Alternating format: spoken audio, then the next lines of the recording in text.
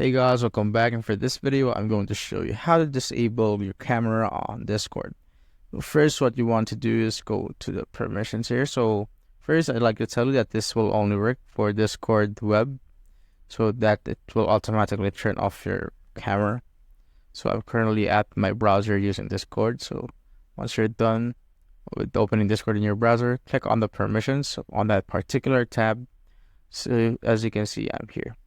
And as you can see, the camera is turned off. So that's what you'd want to do.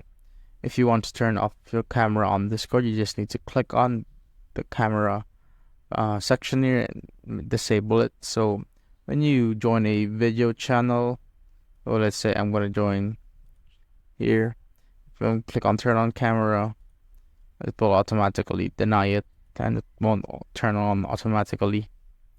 So that's it, guys. If you have found this video helpful, simply leave a like below or subscribe because it helps reach more people. See you on the next one.